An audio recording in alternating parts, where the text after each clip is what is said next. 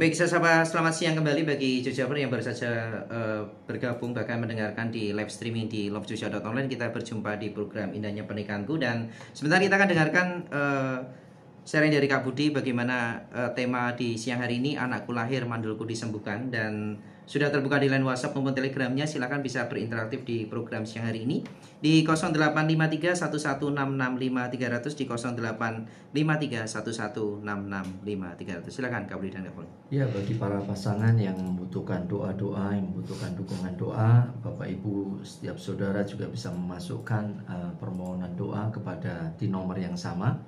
Nah, tema siang hari ini, kenapa ini diangkat? Karena ini menjadi sebuah pergumulan bagi banyak pernikahan. Yang saya sebut tadi bahwa memang ini akan bisa menjadi aib, menjadi pergunjingan dan menjadi pembicaraan buat banyak orang. Dan ini seringkali membuat banyak pasangan atau di dalam pernikahan tidak tahan dan berujung akhirnya kepada perceraian. Jadi tidak punya anak itu penghakimannya sungguh mengerikan kalau kita lihat di hari-hari ini, ya kan? Karena apa? Karena itu biasa disebut aib. Siapa yang nyebut aib? Ya banyak orang lah, ya kan? Dan ini bisa menjadi konflik yang berkepanjangan. Konflik antara siapa? Konflik antara pasangan itu sendiri karena bisa tidak percaya satu sama lain, ya kan? Yang kedua, konflik antara mertua dengan menantu, dan itu bisa menjadi sebuah pergunjingan, penuduhan yang begitu mengerikan. Nah, siang hari ini kita mau sama-sama memiliki pengharapannya. Siang hari ini kita mau sama-sama memiliki kebenarannya supaya kita bisa memiliki sikap hati yang benar dan pernikahan kita boleh mengalami keajaibannya yang Tuhan sediakan buat setiap kita. Ada beberapa kebenaran yang saya mau bagikan siang hari ini sehingga itu menjadi fondasi buat para bapak, para ibu yang hari-hari ini menanti momongan, yang sedang mendoakan. Saya mau kuatkan, jangan lemah, jangan berkecil hati, mujizat masih ada, dan jangan saling menyalahkan satu sama lain karena itu tidak pernah menghasilkan yang namanya keajaiban dan mujizat. Yang pertama, bahwa sejujurnya Tuhan rindu menghapuskan aib di dalam pernikahan kita. Aib apa, Pak? Aib dalam siang hari ini yang saya mau bahas yaitu tidak memiliki anak. Ya, firman-Nya mengatakan seperti ini. Inilah satu perbuatan Tuhan bagiku, dan sekarang Ia berkenan menghapuskan aibku di depan banyak orang. Itu yang Tuhan rindu lakukan. Bahwa Tuhan rindu menghapuskan aib setiap Bapak Ibu yang hari-hari ini digunjingkan. Oh, ini mandul nih, ya kan? Ini kejadian ini sama persis dengan yang dihadapi oleh Zakaria dan Elizabeth. Mereka mandul, ya kan? Mereka mandul dan mereka dipergunjingkan, dan akhirnya itu menjadi aib yang besar. Nah, siang hari ini mari taruh di dalam hati kita bahwa adalah kerinduan Tuhan untuk menghapuskan aib. Aib apa? Aib dari kemandulan itu. Dia tidak mau membiarkan hidup setiap kita tidak ada dasar untuk kita berharap. Jadi singkat cerita, akhirnya kita bisa melihat keajaiban Tuhan terjadi. Singkat cerita, kita bisa melihat bahwa melalui Zakaria dengan Elizabeth, Yohanes Pembaptis itu lahir. Percayalah Bapak Ibu bahwa Tuhan pengen membuat yang namanya keajaiban. Pak, kami sudah tua, apa halangannya buat Tuhan untuk membuka kandungan dari Elizabeth yang sudah tua, lanjut usia katanya, ya kan? Dan itu terjadi di depan. Kalau kita membaca Alkitab, kita akan lihat bahwa itu terjadi dengan cara yang ajaib. Jadi yang pertama adalah jangan pernah ragukan tangan kuasa Tuhan. Jangan pernah ragukan kerja kuasa Allah yang luar biasa. Percaya bahwa Tuhan rindu menghapuskan aib di dalam pernikahan kita, khususnya ketiadaan anak. Itu yang pertama. Yang kedua, tidak selalu kemandulan itu disebabkan karena dosa. Jangan saling menyalahkan. Oh, ini gara-gara kamu ini dosanya. Oh, ini gara-gara kamu ini. Oh, ini gara-gara si si ayahnya ini. Kenapa? Karena dulunya nakal dan lain sebagainya. Ada benarnya dan mungkin itu ada. Tetapi siang hari ini saya mau ajak Bapak Ibu dan setiap saudara melihat dari sudut pandang yang berbeda, yang tidak pernah kita berani ungkap. Saya mau bacakan di kitab Lukas pasal yang pertama ayat 5 sampai yang ke-7. Pada zaman Herodes, Raja Yudea, adalah seorang imam yang bernama Zakaria dari rombongan Abia. Istrinya juga berasal dari keturunan Harun, namanya Elisabet. Kalau kita lihat dari silsilah orang ini orang-orang yang luar biasa. Ini dari keturunan yang luar biasa. Ayat berikutnya di ayat yang ke-6. Keduanya adalah benar di hadapan Allah dan hidup menurut segala perintah dan ketetapan Tuhan. Ada tambahannya, dengan tidak bercacat. Tidak ada cacatnya sedikit pun orang ini. Namun Alkitab mencatat, tetapi mereka tidak mempunyai anak, sebab Elisabet mandul dan keduanya telah lanjut umurnya. Tidak karena dosa loh, ya. Jadi Bapak Ibu dan setiap saudara jangan menjudge seseorang atau siapapun itu karena ini karena dosanya ini. Belum tentu, ya kan? Tidak selalu seperti itu. Hari itu Zakaria dan Elisabet bukan karena dosa sehingga tidak memiliki anak. Karena apa? Kadangkala kita itu tidak pernah tahu Bapak Ibu dan setiap saudara, bahwa Tuhan itu selalu mereka-reka yang baik. Dia turut bekerja untuk mendatangkan kebaikan seperti di Roma 8 ayat 28. Ujungnya itu selalu yang saya percaya bahwa selalu untuk kebaikan. Tetapi kenapa kok dia izinkan itu terjadi? Kita tidak pernah tahu sebenarnya. Dia orang benar, dia orang yang bersungguh hati kepada Tuhan tapi mandul. Mungkin Bapak Ibu mengalami yang sama. Sudah sungguh-sungguh, sudah totalitas dengan Tuhan, tapi kok diizinkan untuk mandul. Dan seringkali yang membuat kita tidak tahan itu omongan orang, ya kan? Omongan mungkin pergunjingan di dalam gereja kita sendiri, ataupun pergunjingan di tetangga sendiri. Tuh lihat, pasti ada dosa tuh. Tuh lihat, pasti ada kesalahan, ya kan? Tuh lihat, pasti ada yang gak beres tuh hidupnya. Penghakiman itulah yang seringkali membuat iritasi hati kita. Karena itu saya mau kuatkan Bapak Ibu dan setiap saudara. Percayalah, kemandulan itu tidak selalu disebabkan karena dosa. Zakaria dan Elisabet tidak ada kok yang pelanggaran yang dilakukan, ya kan? Tetapi dia mandul, ya kan?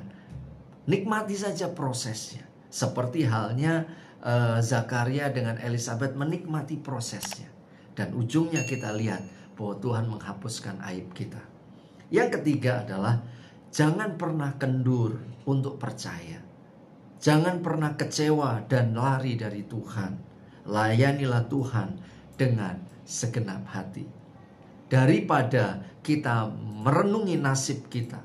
Kok aku ora duwe anak yo, kok aku wis tuwa, nanti yang ngurusi aku siapa? Itu kan yang dipergumulkan sebenarnya. Nanti siapa yang menjagai aku di masa tuaku? Nanti siapa, nanti siapa, nanti siapa. Dan ujungnya selalu kecewa. Dua orang ini punya sikap yang bagus. Di tengah-tengah mereka mengalami masa yang tidak enak, masa yang disebut sebagai aib bagi banyak orang, hati mereka tidak kecewa. Hati mereka tetap percaya kepada Tuhan, dan mereka terus melayani Tuhan dengan segenap hati. Ya, di Lukas pasal yang pertama ayat 8-9 dikatakan seperti ini. Pada satu kali waktu tiba giliran rombongannya, Zakaria melakukan tugas keimaman di hadapan Tuhan. Ini bukan orang yang kecewa sebenarnya. Ini orang yang bersungguh hati. Kondisi yang Tuhan izinkan tidak membuat hatinya marah. Kondisi yang Tuhan izinkan di dalam hidupnya tidak membuat hatinya pahit. Kondisi yang terjadi di dalam hidupnya tidak membuat hatinya mengomel dan mengatakan Tuhannya mana? Mana ada Tuhan? Udahlah, gak usah bicara Tuhan-Tuhanan. Itu tidak terjadi di dalam kehidupan Zakaria, itu tidak terjadi di dalam kehidupan Elizabeth, tetapi justru yang terjadi adalah hatinya terus berpaut kepada Tuhan. Ini yang acap kali hilang di tengah-tengah orang-orang yang percaya. Saat kita mengalami masa-masa enak, kita bisa menyembah Tuhan dengan nikmat. Tetapi pada waktu Tuhan izinkan ujian, pada waktu Tuhan izinkan proses, justru bukan tangan yang terangkat ke surga, tapi justru omelan yang mengalir ke surga. Itu yang membuat acap kali prosesnya semakin lama. Zakaria dan Elizabeth tidak mau mengizinkan hatinya kendur oleh karena iman dan percayanya. Hatinya kecewa, tetapi justru mereka melayani Tuhan. Saya mau mendorong Bapak, Ibu, dan setiap saudara, jangan pernah kendur percaya, jangan pernah kecewa, karena itu justru akan meruntuhkan kekuatan dan energi hati kita untuk kita melayani Tuhan. Tapi justru mari layani Tuhan. Jangan pernah mau hanya menikmati yang baik saja yang daripada Tuhan. Kalau Tuhan izinkan mungkin ini tidak baik, karena memang belum memiliki anak itu hal yang tidak baik buat banyak orang. Percayalah Tuhan punya maksud. Apa itu maksudnya? Kalau kita datang dan menghadap kepada Tuhan, kita tanya, Tuhan, sebenarnya Engkau sedang mendidik apa sih? Pasti Tuhan akan sampaikan. Itu yang ketiga. Yang keempat adalah percaya bahwa Tuhan punya waktu untuk menjawab doa-doa kita dan pergumulan kita. Lukas pasal yang pertama ayat yang ke-10 sampai 13 katakan, sementara itu seluruh umat berkumpul di luar dan sembahyang. Waktu itu adalah waktu pembakaran ukupan. Pada waktu Zakaria itu melayani Tuhan, di waktu itulah jawaban Tuhan datang. Maka tampaklah kepada Zakaria seorang malaikat Tuhan berdiri sebelah kanan mezbah pembakaran ukupan. Melihat hal itu ia terkejut dan menjadi takut. Tetapi malaikat itu berkata kepadanya, jangan takut hai Zakaria, sebab doamu telah dikabulkan dan istrimu akan melahirkan seorang anak laki-laki bagimu, dan haruslah engkau menamai dia Yohanes. Jelas sekali. Coba bayangkan pada waktu Zakaria kecewa dan merenungi nasib dan saling menyalahkan satu sama lain dengan istrinya dan tinggalkan hadirat Tuhan, apa yang terjadi? Mungkin ayat ini tidak akan pernah muncul, tetapi di tengah-tengah masa-masa kesesakan yang dia alami, dia terus melayani Tuhan, dia terus mengabdi kepada Tuhan. Dan Alkitab dikatakan bagus sekali. Pada waktu tadi pagi saya persiapan, ayat yang melompat itu muncul kayak gitu. Sementara apa? Sementara Zakaria melayani Tuhan, membakar ukupan, pada waktu itulah doa-doanya dijawab oleh Tuhan. Kunjungan ilahi itu dinyatakan oleh Tuhan. Pergumulan kita itu dinyatakan oleh Tuhan. Aibnya itu disembuhkan. Saya mau kuatkan Bapak Ibu, ya kan, mari terus layani Tuhan. Karena Tuhan punya waktu. Waktunya kapan Pak? Kita gak pernah tahu. Tetapi yang saya tahu sesuai dengan firman-Nya, janji firman-Nya, bahwa dia punya waktu untuk menjawab doa-doa kita dan pergumulan kita. Jangan lelah untuk mengabdi, jangan lelah untuk melayani, terus menyembah Tuhan. Kenapa? Karena mujizatnya pasti akan datang. Dan yang terakhir adalah bersiaplah hati kita untuk menangkap yang ilahi. Dikatakan di ayat yang ke-14, engkau akan bersukacita dan bergembira, bahkan banyak orang akan bersukacita atas kelahirannya itu, sebab ia akan besar di hadapan Tuhan dan ia tidak akan minum anggur atau minuman keras, dan ia akan penuh dengan Roh Kudus mulai dari rahim ibunya. Saya akan lompat ayat 18. Lalu kata Zakaria kepada malaikat itu, bagaimanalah aku tahu bahwa hal itu akan terjadi, sebab aku sudah tua dan istriku sudah lanjut umurnya. Zakaria, satu-satunya waktu di mana akhirnya malaikat Tuhan mengatupkan bibir Zakaria adalah waktu mempertanyakan ini. Sudah begitu lama, ya kan? Karena itu saya mau mendorong, mari bersiap hati kita. Siapkan hati kita untuk terus kita percaya. Dengan cara apa Pak kita persiapkan hati kita? Dengan cara kita mempelajari. Sebenarnya kalau kita punya anak itu apa sih yang harus kita persiapkan? Apa sih yang harus kita pelajari? Anak itu keajaibannya seperti apa tuh? Ya, saya mendorong, mungkin hari-hari ini Bapak Ibu dan setiap saudara masih bergumul di dalam urusan anak.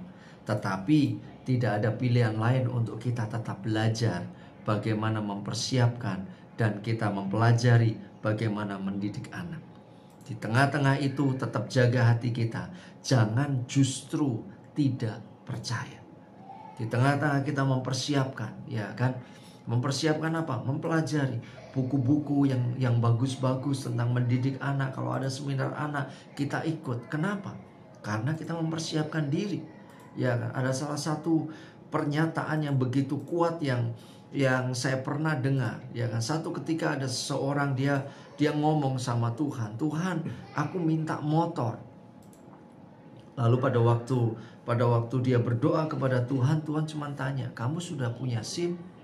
Belum Tuhan. Bagaimana caranya aku bisa berikan kamu motor sedangkan kamu belum punya SIM? Persiapkan diri kita untuk kita memiliki SIM, untuk kita belajar tentang anak. Maka pada waktu itu lahir, pada waktu itu datang, mujizat itu datang, kita tidak kaget-kagetan. Sehingga kita siap untuk mempersiapkan anak untuk menjadi alat Tuhan yang ajaib. Semoga ini menjadi pengharapan, menjadi dorongan buat setiap kita untuk mempercayai Tuhan. Karena mujizat sungguh masih ada dan Tuhan akan hapuskan aib setiap kita. Tuhan Yesus